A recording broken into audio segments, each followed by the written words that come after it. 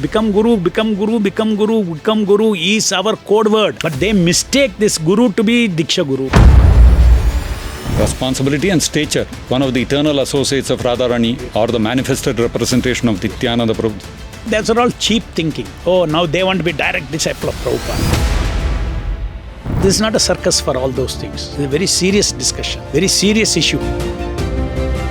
The Diksha Gurus themselves are confused about what is their role in ISKCON. How sad.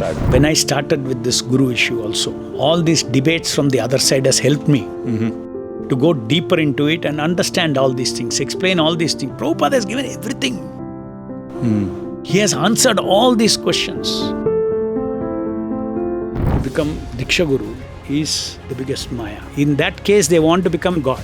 Mayavadis. In this case, they want to become as good as God. As good as God. So it's as good Maya as that.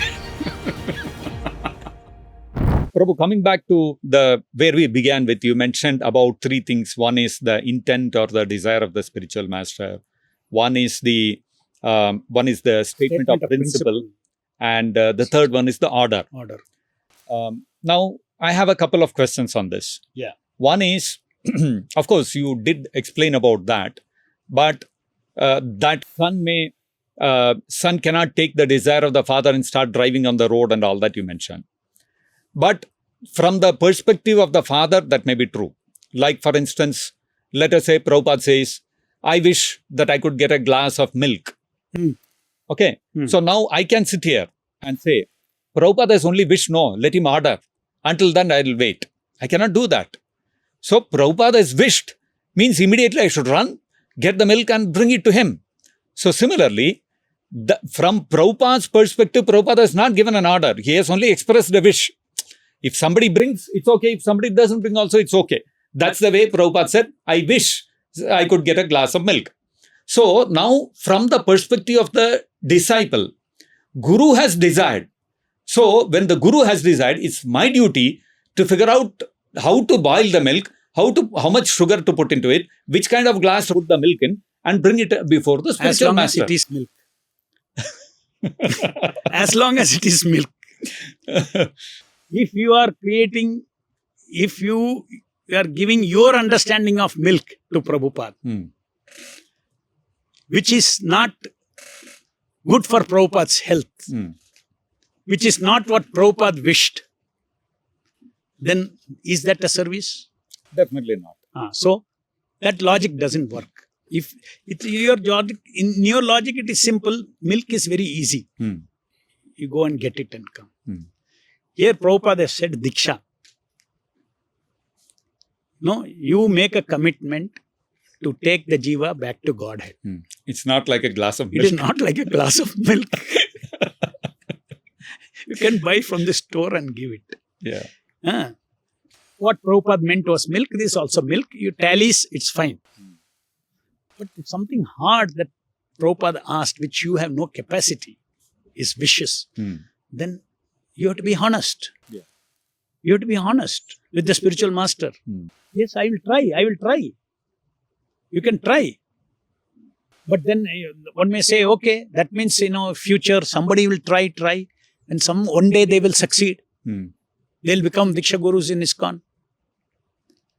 But my answer to that is that when Prabhupada was alive, he set up this institution. He was physically alive to give an authorization as a predecessor Acharya. Now, if he gives transcendentally an order to some disciple to take up Diksha Guru system, it invariably means that he will have sufficient power to have his own society, just like Prabhupada did outside Gaudiya Math, and continue another branch of Gaudiya Parampara and flourish. And we cannot say that Lord Chaitanya's movement is limited only to ISKCON. It can happen if the Lord wishes. Why it cannot happen inside ISKCON? Because as a founder Acharya, all this order exists And it is when he was pre-77, when he was with us, as long as he has not given the order, which he did not, he remains the current link.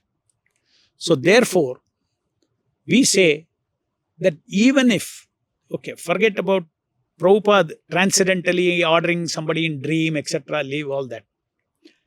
One himself finds that, yes, I should do this service, which actually one should not, because nobody should certify himself. Service means it has to be given to us. It has to be given I cannot to us. take it up upon myself. So even if somebody wants to, let's say, do it, as many are doing today, it is like self-made decision. And Prabhupada has blasted self-made gurus. There is a principle that gurus cannot be self-made. And within the institution of ISKCON, Prabhupada remains the current link. Somebody says, I have a dream, Prabhupada came in a dream, told me to be guru. You be guru. You follow, that's instruction. But not within the ISKCON framework. Okay, it will only create chaos. Because Prabhupada's preaching mission has taken this particular form of ISKCON movement as a founder Acharya. He's already taken this form. Ultimately, why should we bother? We want preaching to expand. No. Yes. There's nothing wrong in a very powerful person leaves the society and starts a society. Can you say Prabhupada was wrong in leaving the Gaudiya Math? Absolutely not. Not. So he did so much effort to bring the Gaudiya Maths to help him. He wanted to expand Gaudiya Math only. Yes. To remain united. To remain united. Come and help me. But nobody cooperated with him. So he started his own movement. So in the same way, it is not that, we are putting any limitation on somebody becoming a pure representative of Krishna. Now, you are limiting, your Ritvik system is all materially concocted. No, we have answers, correct answers for everything. Because the people who attack Ritviks, they think it is a philosophy. This is the biggest mistake they do. If we are their opponents, if we say it is a philosophy, then they should attack us. We are not. Simply they think they are attacking us. They are attacking something in the air. So if Ritvik system is not a philosophy, then what is it? It's a system. It's a management system of initiation. It's a management system. How first and second initiation will be carried out in the institute. It's a mechanism. July 9 letter is not philosophy. It is an order. It's an order. An order of how a mechanism happens in ISKCON when as to how somebody becomes disciple of Prabhupada. When he is physically no longer with us, how still they can become disciple of Srila Prabhupada. Because that was the question put to him on May 28th. Plus the fact you see all the ingredients of July 9 letter. Prabhupada's physical involvement is zero. So that is so Ritvik is not a philosophy at all. We don't even a moment think it is philosophy. If philosophy means look like, after accepting Ritvik, we have changed the philosophy of Guru. No, we have not changed anything. We have changed the wrong philosophy. That imperfect Madhyamadhikaris, people who have no specific state no of specific realization. order from Prabhupada. And no specific state of realization. No specific state of realization had declared by GBC themselves. This is what actually we have changed. That is a wrong philosophy. That is a wrong philosophy. That is a wrong philosophy. Anybody can become a Diksha Guru is a wrong philosophy. Upon their own self, Right. That's what they say. Right. Anybody wants to take up the service of Diksha Guru, you make an application to the GBC.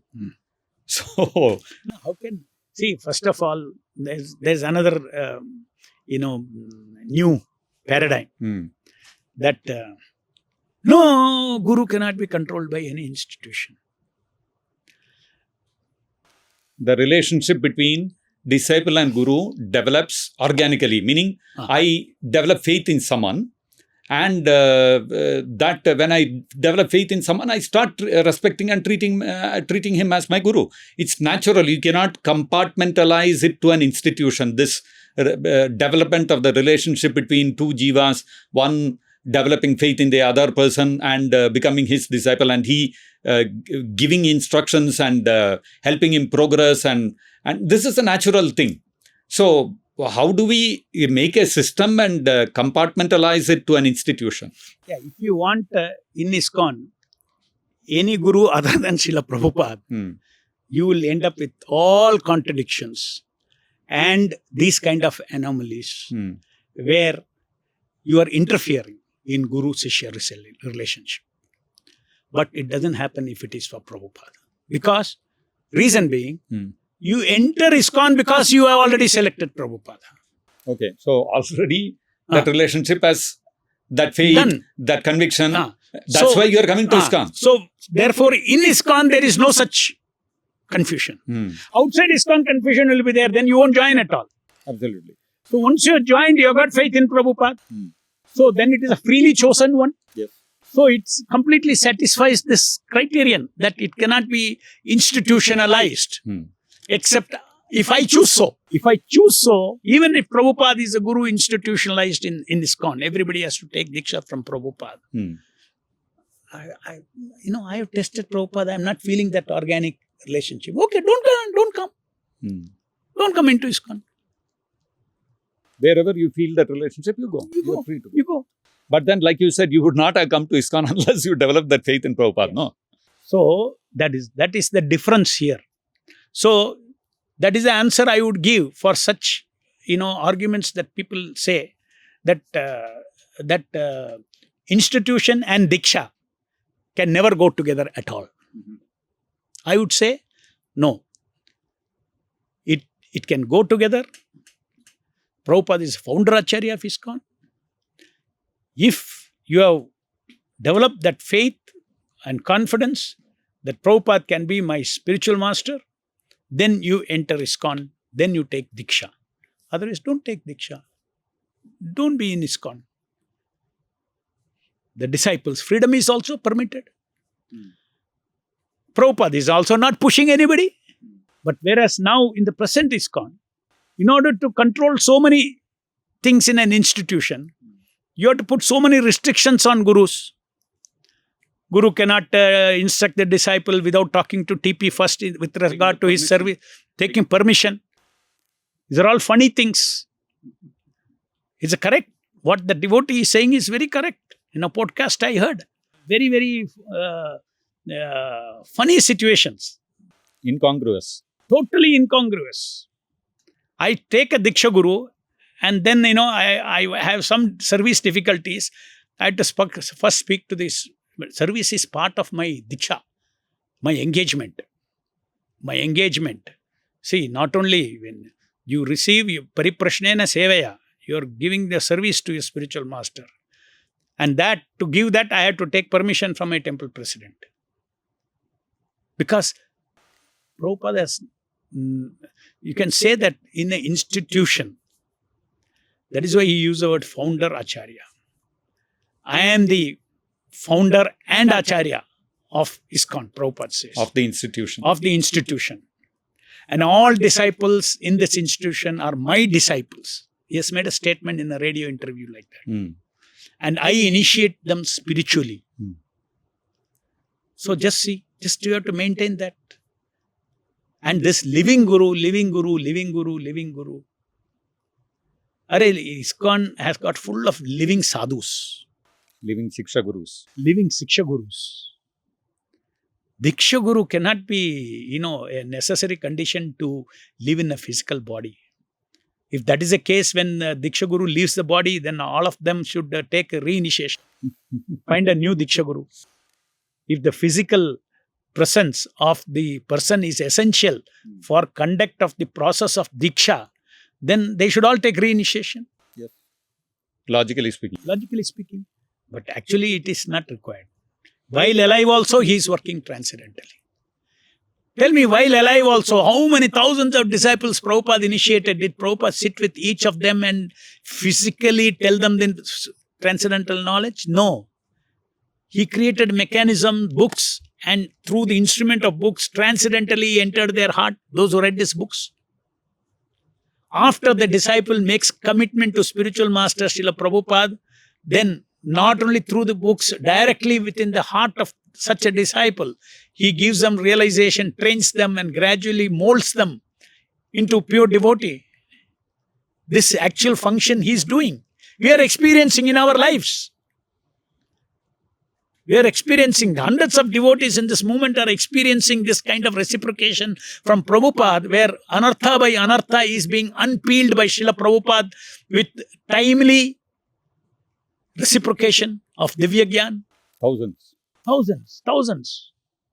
And this is, if this is happening, you think it's all concoction? Prabhupada is active. He is alive. He is a living guru.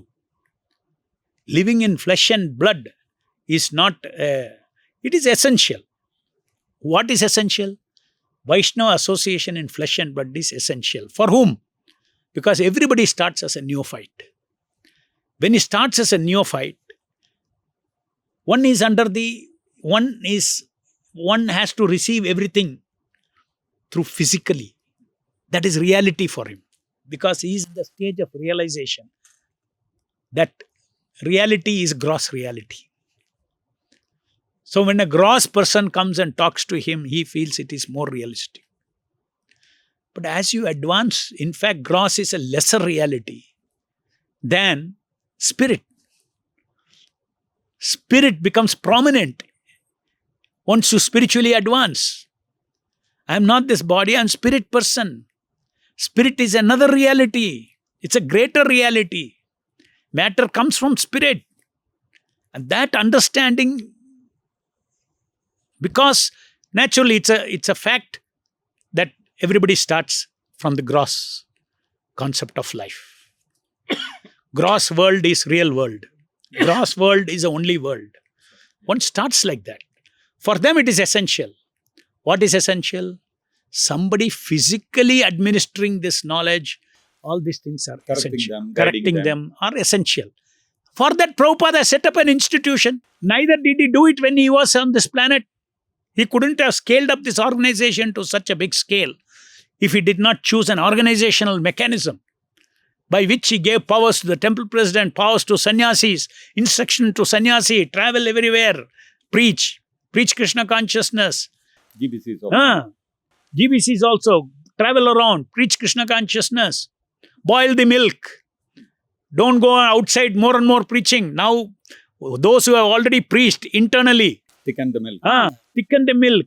You speak to them, you preach to them. Don't lose the devotees whom are already joined. All this kind of instruction Prabhupada has given and empowered his representatives to do this kind of service. So what I get from what you're saying is, when they say that Diksha Guru has to be living, they are limiting the Diksha Guru that he can function only in this way. So, if we have that kind of a Diksha Guru, Billu Mangal Thakur probably would never have become Billu Mangal Thakur. Right. He would have been waiting for a physical living Guru to come and act in his life. His Diksha Guru from his previous life would not have been possible for him. Yeah, it is very clear from this Prabhupada's three purports. That Prabhupada could have simply said that Chintamani, his Varta Pratakshaka Guru or whatever it is, has awakened him. Prabhupada is not saying that. Prabhupada is saying his spiritual master acted through Chintamani. That's a very statement. Very deep statement. Very profound. And that tallies fully with the Janme Janme Prabhu say. That responsibility to take the disciples. See, the very superficial understanding of course, once you study Srila Prabhupada's books deeply only, you will understand all these things. When I started with this guru issue also, all these debates from the other side has helped me to go deeper into it and understand all these things, explain all these things. Prabhupada has given everything. He has answered all these questions. Yes. It's amazing. It's amazing. Totally consistent. Because Prabhupada told, Krishna speaks through me. My books, they are dictated by Krishna. So it's perfect. And after 77, now we are in 2025. We start pulling out things from Prabhupada's books and Prabhupada's letters. how nowhere, anywhere there is any contradiction in his teachings. To what we have been following in the last 25 years. The Ritvik System of Initiations in our group. Just like initially one would think, oh, so much contradiction. So many quotes Prabhupada says, become guru, become guru, become guru. And then suddenly on Prabhupada July 9 letter he gives, where he says Ritviks. And then somewhere else he says the guru should be Uttamadhikari, guru should be like this thing, that thing, very high qualification he gives. Then he says, so this apparent contradiction that we see, because we don't have sharpness, lack of clarity in exactly understanding that there is a difference between Prabhupada's wish and the statement of principle and his direct order. Direct order. Direct order is also very important. You see, Prabhupada himself says, what is the direct order? Yeah, that we would like to hear, because you are saying, you are making this differentiation, but has Prabhupada made that differentiation Of course, between these three things? Prabhupada himself makes this differentiation. So, when I am saying that the third category of statement Of order. is a direct order. In terms of Prabhupada's language, direct order. I'll tell you how Prabhupada himself asks us to differentiate this. In a GBC meeting, 27th March 1975, I'm quoting Prabhupada. Direct instruction is important. Just like Krishna, in the books, he has given many instructions. But then he says, Sarvadharman Parityajya. If one says that you gave me instruction before like this, how can I give up this? So that is not important. The direct instruction is important. This is a wonderful quote. Wonderful. Because Krishna said Sarvadharman Parityaja only once. Yes. So now if we tell, Krishna told only once, how can you discard? 18 chapters, so many things you have told. How can you discard all that and follow only one instruction? Same thing they also tell. Yeah. How can you discard all of Prabhupada's instructions and take just one letter? One letter. Assume it is right, they say that also. Assume he wrote that letter. What about all the other instructions? So this beautiful Prabhupada explains the difference. Then in another lecture in Hyderabad in 1975, Achyutananda Swami asked this question. Sri Krishna says in the end of Bhagavad Gita, Sarvadharman Parityaja. But in another place in Gita, twice it is mentioned, Shreyan Swadharmo, Paro Dharmo, Bhayavaha. One should perform his own duty rather than another's duty. Prabhupada, yes. Achyutan, how can we? Prabhupada, I may say many things to you, but when I say something directly, do it, your first duty is to do that. You cannot argue, sir, you said me like this before. No, that is not your duty. What I say now, you do it. This is obedience. You cannot argue. Of course, Krishna never said anything contradictory, but if when one thinks foolishly that Krishna said something contradictory, no, that is not to be. You could not understand so. Even though you could not understand, you take my direct orders now. Sarvadharman Parityaja Mam. That is your business. The master says like that, and the servant's business is to accept it as it is without any argument. That's all right? I mean, what more? Prabhupada is coaching us how to understand his own writings. This distinction between intent, desire and order and principle is not something that we have concocted. It is some intellectual speculation now Ritviks have come up with. Prabhupada himself is saying that. Only one line, Sarvadharman, and you give him all other things, follow this. The direct order takes precedence over all other. July 9th letter is a direct order for a specific purpose. It is not a philosophy. It is an order to be followed for conducting initiation in ISKCON as initiation was happening before. Initiation, it's not a new system. Now onwards, a new system of initiation. Initiation was already happening.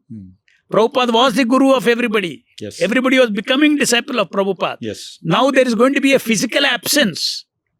So that gap I am filling up by appointing Ritviks. But the same initiation continues. From 70, I have started this Prabhupada's. If you were to use Prabhupada's words, though he has not used directly, if we are to paraphrase in his words, from 1970, I started the Ritvik system. And I culminated in 1977, July 9th. Same thing what you quoted just now, Prabhupada is saying, you could not understand. So, even though you could not understand, you take my direct orders now. Yes. Follow the July 9th order. That's what Prabhupada said on July 9th. Exactly. And it's very, very, okay, so many things he has said in his books. Letters are not important. Books are important. His teaching. There, why didn't he talk about Ritvik system? Ritvik system is not philosophy to talk there. Do not centralize. Can you find it in his books? Nowhere in his teachings you will find. Do not centralize. It is an application. 1972 letter. 1972 Karandra's letter. Today ISKCON is running on that basis. They tried to centralize and Prabhupada said, no centralize. I do not believe in centralization. You will spoil everything, he said. Yeah, that's 1972. What had happened was, Hansadutta Swami and 7 other GBCs got together and without telling Prabhupada, they had a GBC meeting and they decided, let us centralize all the funds and we will decide which temple will get how much money. So practically what they were doing, they were taking over ISKCON. Because any temple president would not follow them, they would choke the flow of funds for him, over. So then when Prabhupada heard of that, Prabhupada suspended the entire GBC. Entire GBC, Prabhupada suspended. He wrote letter to all TPs. All TPs, don't follow them GBC anymore. don't follow GBC anymore. Take direct orders from me. Prabhupada said all this. So it was in that context that Prabhupada wrote that order saying that don't centralize. Now, do you find this instruction in his books? We will not find. You will not find. Similarly, you will not find July 9th letter procedure in any of the letters you won't find. Even if we don't find, Sarva Dharman Parityaja comes only once. So it doesn't diminish its significance. Exactly. Just like this gentleman in that lecture is asking, Krishna said twice somewhere else, Shreyan Swadharmo. So you should follow your dharma. And Krishna said only once, Sarva Dharman Parityaja. So we should follow what he said twice earlier, no? So yes, same thing, same logic we can apply here also. Prabhupada said so many times disciples should become guru, but at the end, he said only once that they should become Ritviks. So which do we follow? Direct order has to be followed.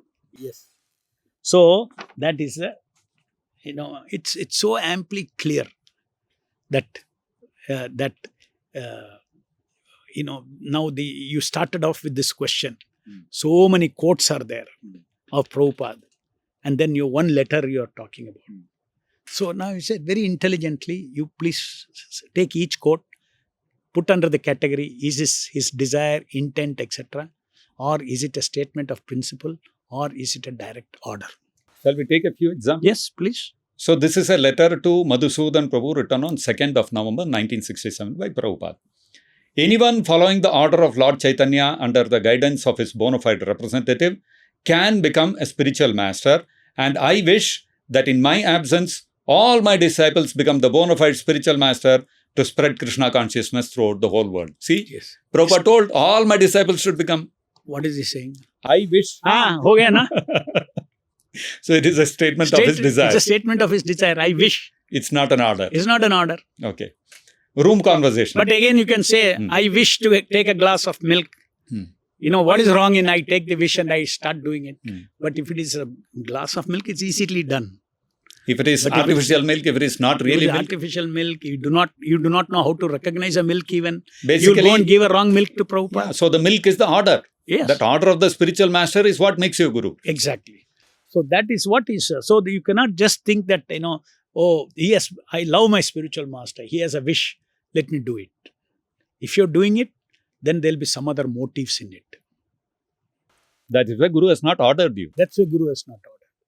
It's a most difficult task to become the Diksha Guru. It's a most difficult task. It's a most challenging task for a Vaishnava. Most challenging task.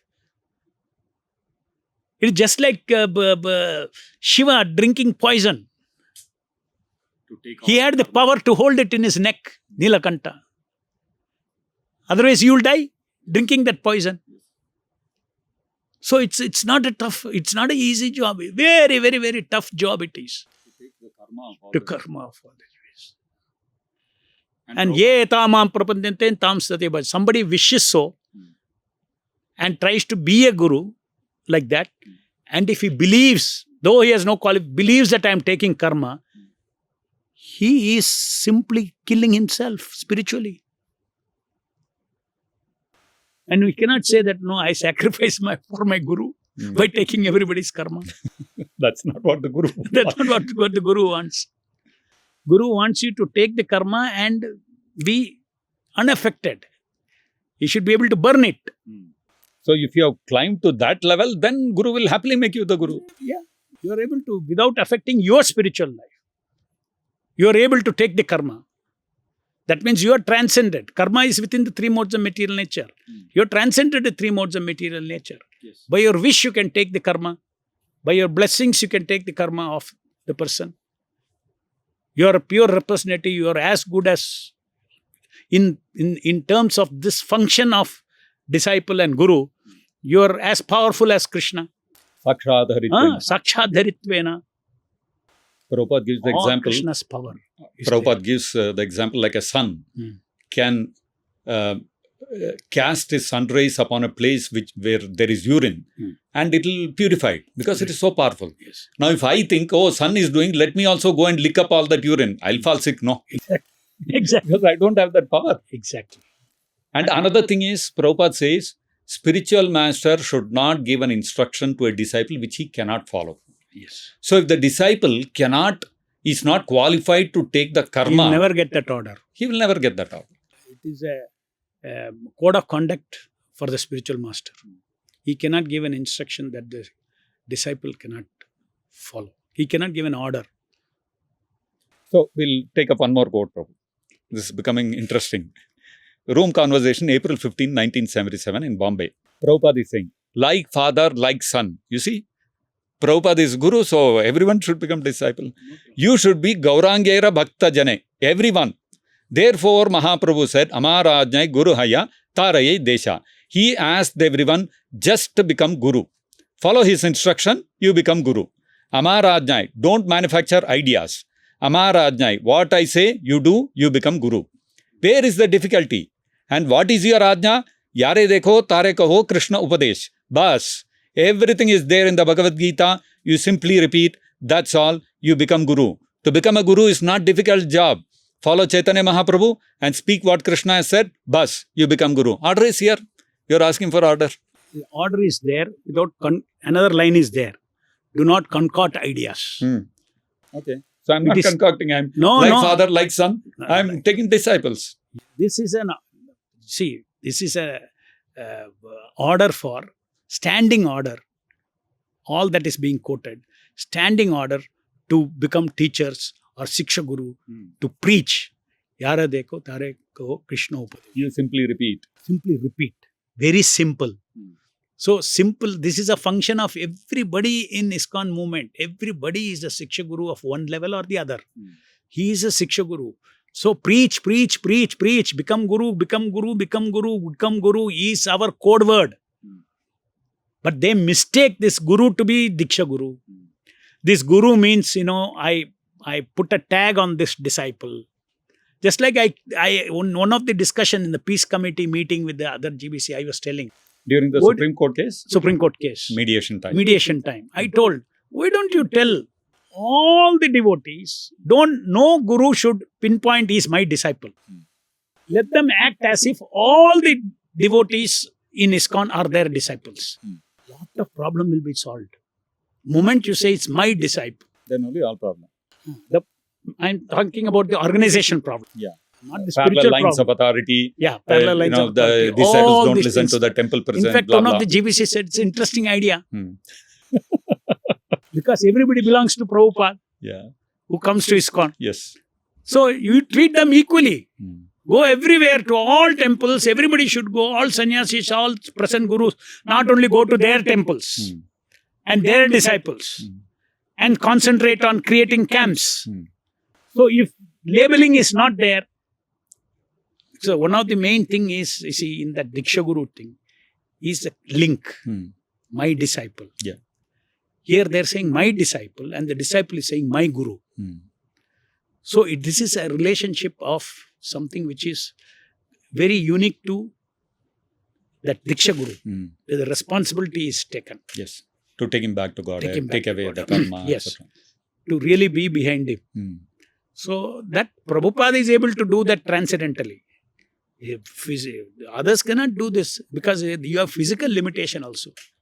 Prabhupada initiated 10,000 disciples and he created the system, and plus transcendentally operated in the hearts of all the devotees, all his disciples. And even now he's doing. Yes, now also he is doing. But the problem in that proposal what you are making is, where will the Guru Dakshina go? These are side problems. Like I heard, one god brother of one of the gurus, he told me that, his guru god brother, after becoming guru, whatever NOC system, he told him, it seems, now my old age problem is solved. Don't tell me this. Yes. I mean, they were close friends, no? Yeah. So it's in his mind. Insecurity. Now disciples will take care of me. My God. This is the level of Diksha Guru there. And another day I saw one reel I saw recently. Mm-hmm. I don't know, I forgot his name. He was in ISKCON Delhi. And he was fighting against all the gurus and all these things because he saw that he is not guru.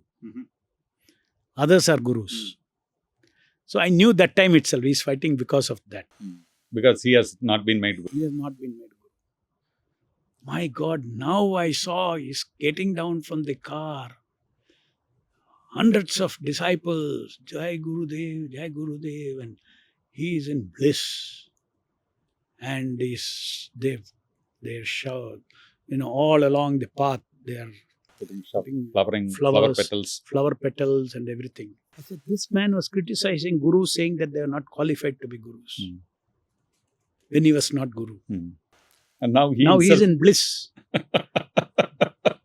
Highest material bliss it is. What a hypocrisy.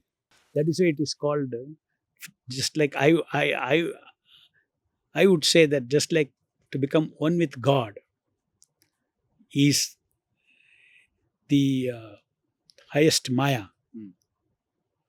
Similarly, for Vaishnavas, to become Guru, Diksha Guru. Become Diksha Guru, followers, to become Diksha Guru is the biggest Maya. Because, just see, in that case, they want to become as good as, in that case, they want to become God, Mayavadis. In this case, they want to become as good as God. As good as God. So it's a as good Maya as that. As good Maya as that. That is Maya, this is as good as Maya. And the responsibility is there. The responsibility they don't fulfill, I told you, just like Shiva drinking poison. Yeah.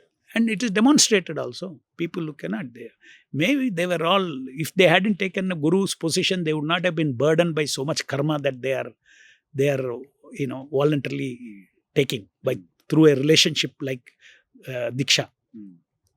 They would not have fallen down and burdened like this and spoiled their spiritual life. Yeah. Some of them are brilliant. When I joined ISKCON at that time, I tell you, brilliant. I used to wait to go to Mayapur to hear their lectures. Harikesh Swami, Suhotra Swami, many people I have seen. Kamal Krishna Goswami. All these people, they were all Bhagavan, Prabhu. All these people, Kirtananda Swami. Oh God, when we were in IIT, we were running from all the way from Powai, 3 hours travel to hear the evening lecture of Kirtananda Swami and Bhagavad Gita. Brilliant. It was packed with 2,000, 3,000 people My God. in auditorium in Bombay. And at that time they were empowered. You could see them. The kind of delivery they were giving, it used to impact us.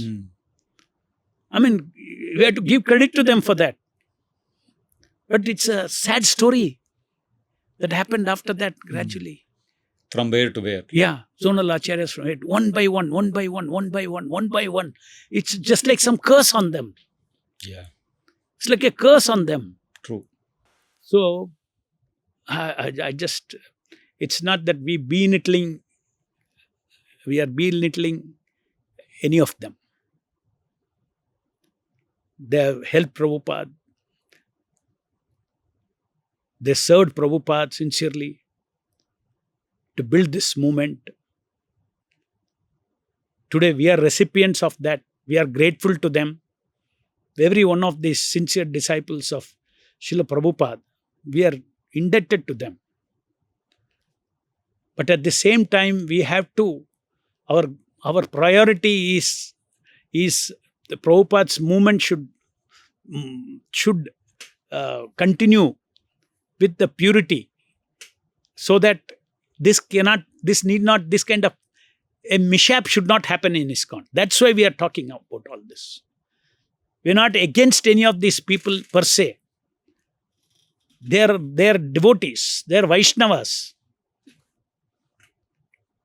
But at the end of the day, as I told you, they took the car, no driving experience, just on the wish, no license, just started driving and messed up.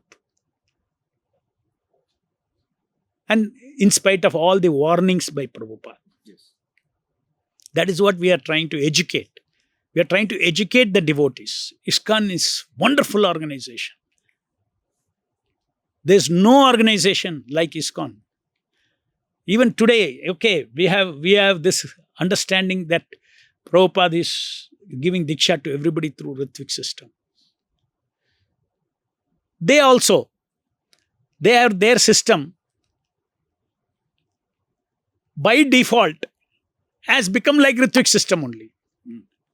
How do you say that, Prabhu? No, I say that because they also say that, the guru need not be Uttamadhikari. Okay. Not even anything, they are saying. No specific state of realization. So we are also saying Ritvik has nothing to do with, it's a function, it's nothing to do with, not even Diksha Guru is a additional thing, we can say. But in strict terms, he has got a duty to do as a leader of this movement to facilitate initiation of Srila Prabhupada. Yeah. So there is no question of discussing qualification in terms of transparency, liberated, not liberated, Mahabhagavat, not Mahabhagavat, nothing. No. His duties are well defined. He does those functions, then he is pleasing Prabhupada. So, otherwise, if you see, so therefore, I am saying that they say, so they are also saying in a way, no qualification, basically. Yeah. And they are also silent about who takes the karma and who reveals transcendental. Yes. These two things, they are silent. And then they have a resolution also where they say that they are Diksha Gurus, only give formal initiation. Yeah, they are silence. I am the direct witness in Supreme Court time peace meetings with 7-8 gurus and GBC chairman, everybody was sitting there. There was one devotee who is very qualified in ISKCON for mediation, a professional. Yes. That Prabhu put on the board 2 vertical columns, and he said, that is ISKCON Bangalore group and Bombay group, and on another vertical, the issue. So first they put taking karma. Then what do you say? What do you say? What does Bangalore say? What does Bombay group say? We say Prabhupada takes the karma. Straight. I mean, there is no two things about it. Bombay, there were 8 people in the meeting. Including the GBC chairman. They had 6 opinions. 6 opinions. Yatha mat tathopat. They were not clear. Very sad, no? Then who delivers? Next question. Because we went to the fundamentals. Who delivers? Tell us. I mean, the state will be same today.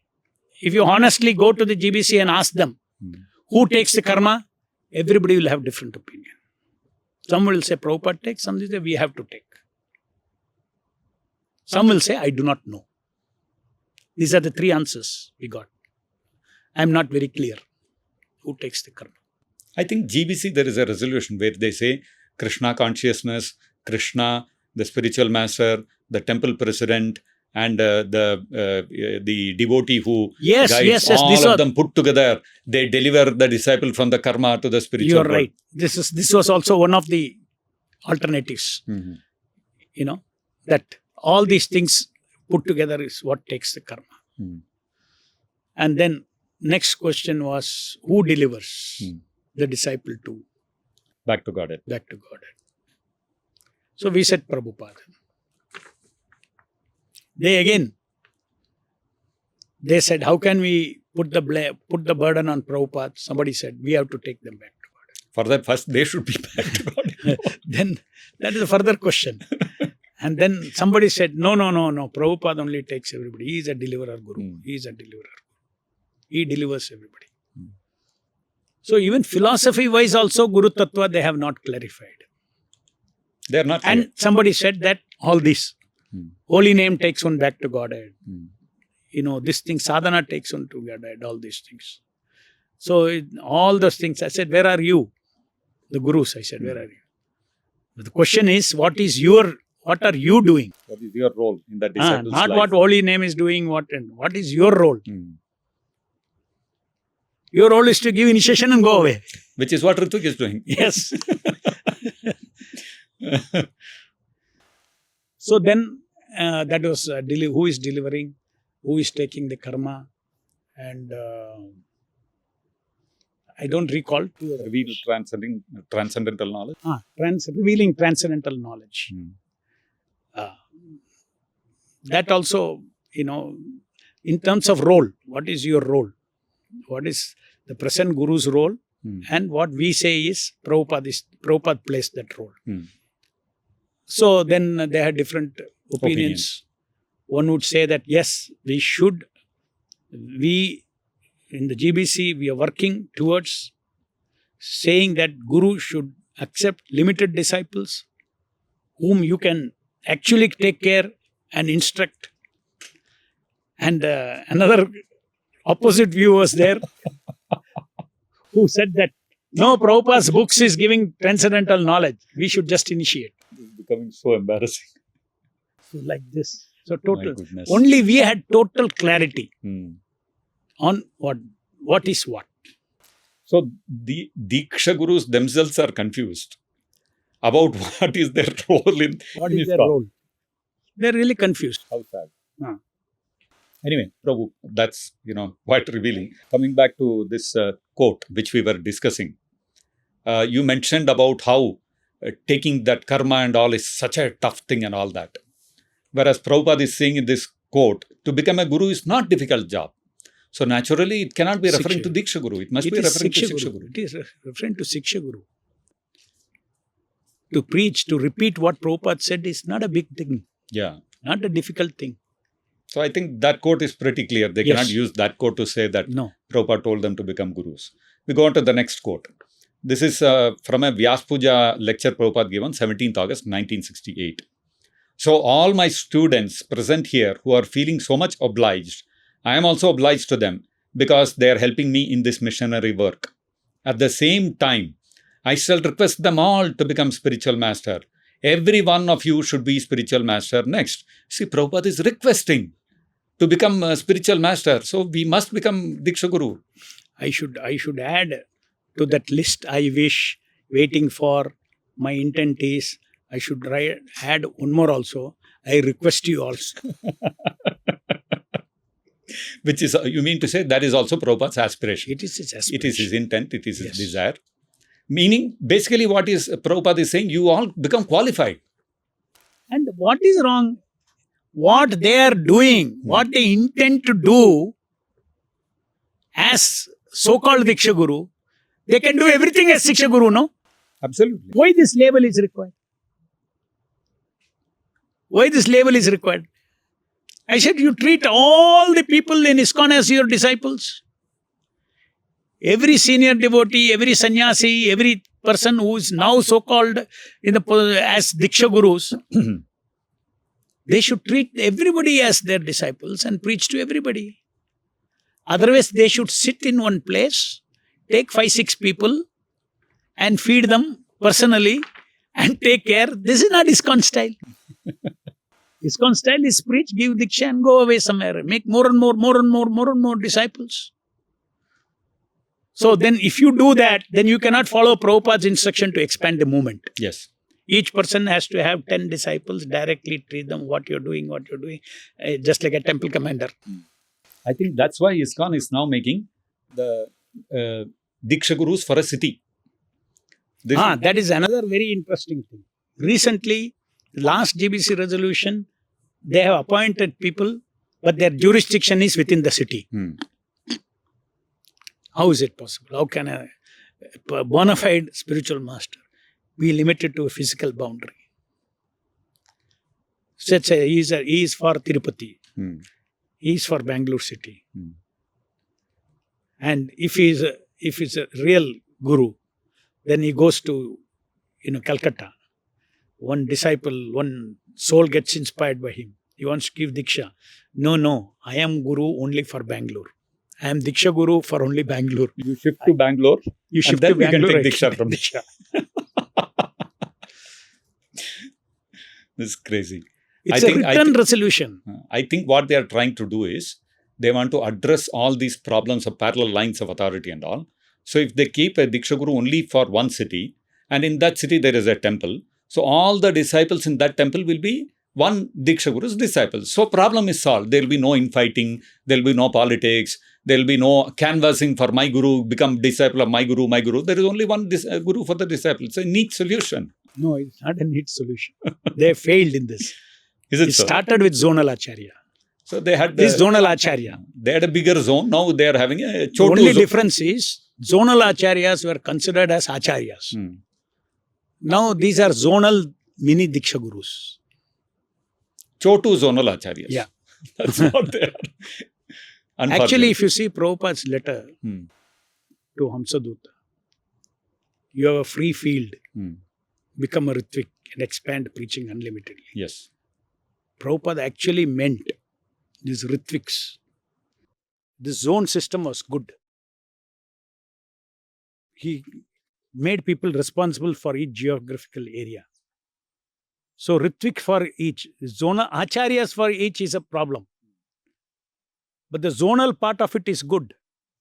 Zone may be small also. Let there be more and more Ritviks. But he's given a responsibility, nothing wrong. Just like it naturally happens, if you see Radhanath Swami's, all Chaupati is only Radhanath Swami's disciple. Yes. If you see another temple, disciples bring disciples. True. They'll bring disciples only for their spiritual master. Why will they canvass for some other spiritual master? So this is happening. Zonal system cannot be avoided in the organization. Zonal Acharya was dangerous. Yes. Zonal Diksha Guru is also dangerous. Zonal, first of all, Diksha Guru itself is bogus. Yes. I'm ashamed to use a Diksha Guru for these people. Because what my understanding from all the learnings of Prabhupada is that it's a very, very huge responsibility. They're making you cannot make a joke of that post called Diksha Guru. Responsibility and stature. One of the eternal associates of Radharani or the manifested representation of Nityananda Prabhu. These are all not ordinary things. It's an incredibly exalted stature. Anyway, we'll go on to the next quote. I don't have too many. I'll not take up too many so that we don't take up too much time. So this is a lecture to devotees on 7th of April, 1976. So Chaitanya Mahaprabhu says all of you, to become guru and deliver. Because there are so many innumerable fallen souls in this age. Mandaha sumanda matayo manda bhagyahi upadrutaha. We require hundreds and thousands of gurus, but not cheaters. This is the time when required hundreds and thousands of gurus. But not cheaters. If you become Diksha Guru, you are following this instruction ditto. If you represent yourself as Diksha Guru, then you are thinking you are following this, but you are cheating. So you are actually contradicting this instruction by becoming a Diksha Guru. If you are a Diksha Guru, you are fulfilling the instruction. Yes, we want. Chaitanya Mahaprabhu wants to liberate the whole world. And in fact, that whole Chaitanya Mahaprabhu's order, Amara Ajnai Guru Haya, that context, if we see, is given to that Brahmana, Kurma Brahmana. And, to stay where you are. To stay in his home, because he wanted to leave his home and come with Chaitanya Mahaprabhu. And Chaitanya Mahaprabhu said, you stay at home and you preach to all your friends, your relatives. In this way, become Guru. In this way, become Guru. In this way, instruct others and become Guru. He did not say, in this way, initiate others and become Guru. So, very clearly, it is for Diksha Guru. So, then another one, lecture given by Prabhupada on 10th of December 1976. So, we got this information, which Prabhupada is saying about himself. So, we got this information from His Divine Grace Bhaktivedanta Saraswati Thakur, and that knowledge is still going on. You are receiving through his servant, meaning you are receiving through Prabhupada. And in future, the same knowledge will go to your students. This is called the Parampara system. Evam Parampara Praptam. It is not that you have become a student and you will remain a student. No, one day you shall become also Guru and make more students, more. That is Chaitanya Mahaprabhu's mission, not that perpetually. Yes, one should remain perpetually a student, but he has to act as Guru. That is the mission of Chaitanya Mahaprabhu. Again, same thing. It is an order to become Diksha Gurus. The other ingredients of becoming Diksha Guru are not being told here. Absolutely. Whomever you meet, you chant, you tell them to chant, you preach to them, and that's all. Yes. That responsibility of taking them back to Godhead, taking the karma, those details are not told here. It is nothing to do with that. That you go into Chaitanya Charitamrita, you will see the distinction between Diksha Guru and Diksha Guru. Yes. Like one Diksha Guru, 10,000 disciples. Prabhupada. A person like Prabhupada, without directly, physically teaching them, if he, through his mechanism, books, institution, and his influence within the heart of the disciple, if he could handle 10,000, there is no difficulty in handling lakhs and lakhs of devotees, generations of devotees, who as Prabhupada's disciples. Where is the difficulty? He showed that without going and sitting with each of them and answering their questions, how he made them elevate in their Krishna consciousness. He demonstrated it. That itself should give us faith that millions and millions can get direction from Prabhupada as a Diksha Guru. And we can see in our Srila Prabhupada's ISKCON group also today, Bangalore Temple, and how, like Prabhupada is saying here, make more students. We are also making more disciples. We are making. Not our disciples. We are making for Prabhupada. So this instruction is clearly we are fulfilling, where we are not fulfilling. So following the July 9th order. This instruction is about making more students. For Prabhupada. Therefore, more gurus. Not the other way around. You want to become more and more students. So therefore, we need more and more preachers. Diksha Gurus. Yeah, Diksha Gurus. Lecture on 2nd of March 1975. And this is the mission of Chaitanya Mahaprabhu. And by disciplic succession, Bhaktivedanta Thakur, then my spiritual master, then we are trying our level best. Similarly, you will also try your level best on the same principle. Then it will go on, same principle. So, is this a order? Is this a statement of a desire or a statement of a principle? The principle is that one should give them all the wonderful process of devotional service. Without changing anything. That's the principle. That is the principle. That's why Prabhupada is also saying here, you should try your level best on the same principle. Yes. So, this is the mission. I have taught you devotion service. Teach everybody devotion service. Without changing, without adulterating. Adulterate. That's the principle. That's the principle. That's the principle of the Parampara also. Right. Okay, one more last quote, Prabhu. Of course, there are many more quotes. We are taking only a sample to discuss. Lecture on 18th of May. At least each of them we can say it's not a direct order. Exactly. Over. Yeah, true. 18th of May 1972, Prabhupada in a lecture said, so we have got this message from Krishna, from Chaitanya Mahaprabhu, from the 6 Goswamis, later on Bhaktivedanta Thakur, Bhakti Siddhanta Saraswati Thakur, and we are trying our bit also to distribute this knowledge. Now 10th, 11th, 12th. My Guru Maharaj is 10th from Chaitanya Mahaprabhu, I am 11th, you are 12th.